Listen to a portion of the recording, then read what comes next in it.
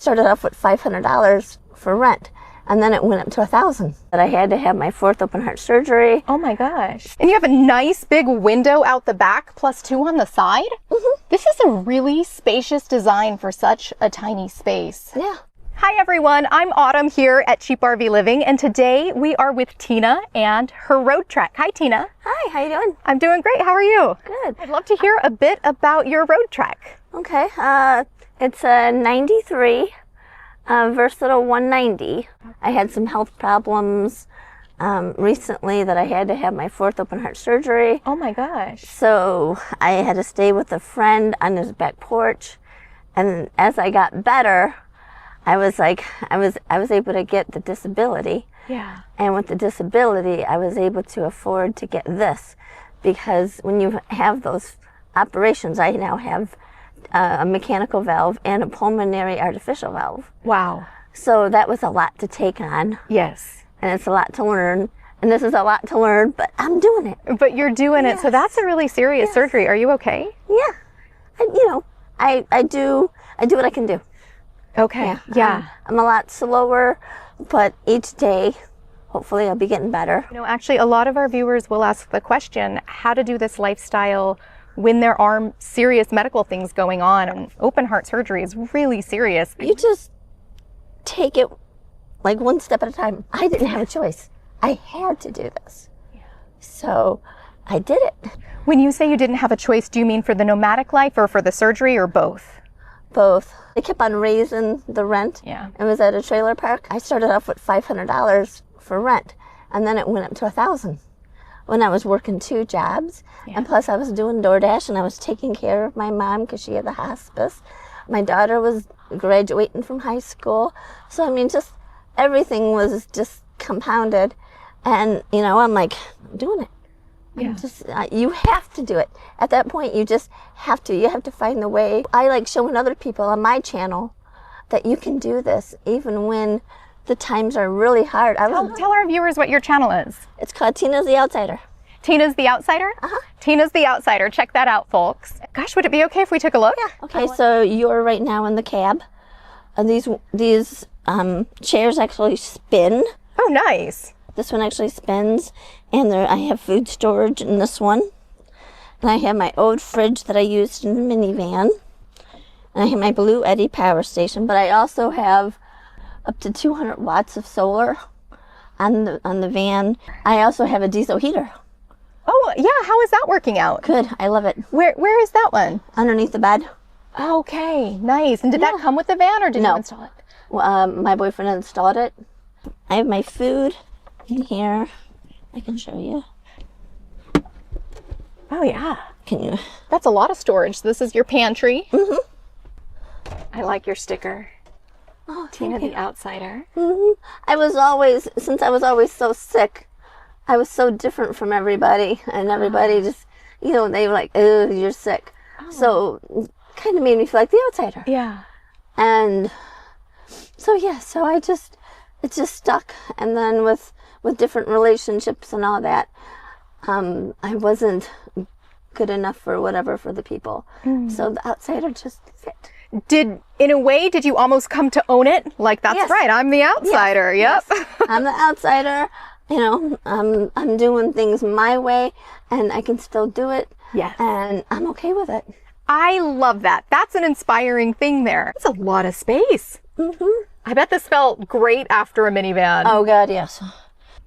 And so do you use the toilet and all the tanks and everything? Yes. And is that a pretty smooth process? Yeah, I'm learning. Gotcha. I'm learning. Yeah. Nice. Silverware drawer, and it's great because since I lost my house, now I have a microwave again. Yes. I have my silverware again. I don't use the fridge because it needs some work. Everybody says that these fridges are not all that great. Gotcha. So I use my Apple Cool, and it's wonderful. You know, I was thinking it's got to feel so good to be able to stand and cook after the minivan. Yeah, because it's like normal. It's like I'm back in a little house. This is like a little studio on wheels. Yeah. All right, I'd love to hear about your bed. It's 3 long cushions. And did they come with the Roadtrek? Yes. And how's the comfort? It's good. It feels a good normal bed. I'm like, yes, because I was worried about it. Because when I had the twin size mattress in my minivan, I had a real twin size mattress. Now, does this fold up into like a seating area or? Yes, it can, but I don't use it. Sure. It is just me. Yeah, so you keep it a bed, which is kind of nice, more convenient that way. And you have a nice big window out the back plus 2 on the side. This is a really spacious design for such a tiny space. Yeah. When I first got it, there was a toilet leak. We fixed that. The hot water heater valve leaked, so Tony fixed that. He fixed the leak on these windows because they leaked. Oh yes, these windows are kind of notorious in Roadtreks for leaking. So we have been fixing it up. The hose is on this side. This is the black tank hose? Yeah. The hose is on this side. But then afterward, after you connect it, you have to come on over here. I don't know why they did this. Oh, so it's a process. Oh my God. It's a ring around the Roadtrek. You have to look for that. It's way back here, and you have to pull the lever. But yeah, pretty much you have to get under there like you're doing an oil change. Oh, wow. Yes. So how often do you have to do this? I've done it once when I first got it, and then once out here I had a friend help me. Okay. Because at the pit stop, it was just where they have the sewer lid right there, and it's all wet and nasty. I'm like, there's no way. Yeah, so it was a really good challenge to figure it out. Yes, yeah, not the most pleasant experience with van life, right? No.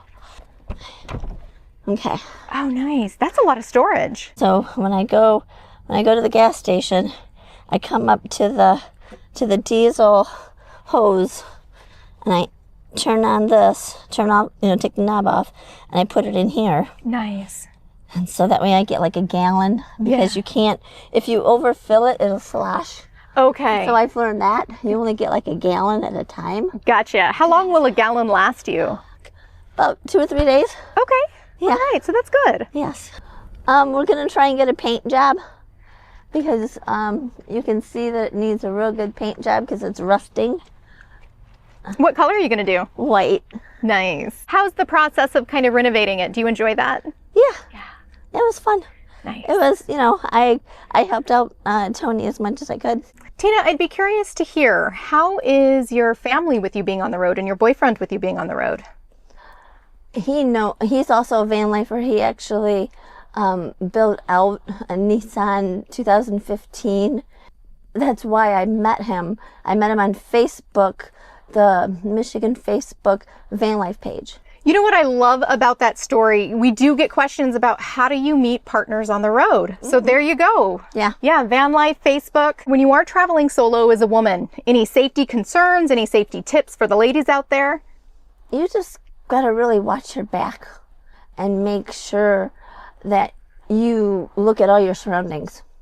You look at everything, because even when I went to Florida back in 21 with my minivan, there was people that would come up to you and try and talk with you. And I had to nicely tell them, okay, I'm sorry, but I can't talk to you right now. I'm meeting somebody or whatever. And I would hurry up and run into the gas station. So you got to take precautions, and you've got to, like I said, know your surroundings, look all around, check everybody. Don't trust nobody in a way, because you never know what they're up to. Sure. So stay alert, stay aware, stay skeptical. Yes. And even have an exit plan. Yes. Yeah. And definitely, park to where you can get out, where you don't have to turn around and all that stuff. Yeah. So yeah. I think those are such great tips. Do you find that those strategies help with fear? Yes. Yes. Yeah. But I mean, you're always going to have that fear. You're always going to be skeptical of somebody inching around and looking around like casing you. Because I grew up in Detroit, so I know all about that. Yes. So I'm like, yeah, I just take off or whatever, or, confront them in a nice way. And sometimes they're okay, and sometimes they're not. And sometimes you just gotta key and jump in and go. You know, especially sometimes as women, we're taught to be kind and pleasant, Right. but to really be skeptical and maybe not so pleasant. Right. Tina, another thing you shared earlier is that you are living this life, having adventure, despite some major medical issues. I have to do a blood test. I have to do my INR numbers because with this mechanical valve, I have to prick my own finger. I have a little machine, and then you have to call and let them know what your numbers were. So, you know, you just do what you have to do. And like, I'm going back now because on the 17th, I have a cardiology appointment where I have to do an echocardiogram to check on that mechanical valve. So you do what you can, and you don't push yourself. If you get tired, you slow down. You go sit down, you go lay down, and if people don't like it, too bad. So that's really helpful advice. So everything from just kind of staying alert and aware of the medical needs, arranging your trip around it, and also really going at your pace. Right. Yeah. And if there are folks out there who just want to hop on the road but haven't yet, what advice would you give to them? Do small little trips. You have a YouTube channel, and so the channel is Tina the Outsider? Yes. Awesome, awesome. And there you go. Get to keep the keychain? Yes. Awesome. Check this out, folks, and we'll link her channel in the description below. Tina, thank you so much for sharing your awesome road trek with us, as well as your wisdom and experience on the road. Well, folks, if you got anything out of this video, be sure to hit that thumbs up button, comment below, and subscribe to our channel if you haven't already. Thanks again, Tina, and we'll see you next time.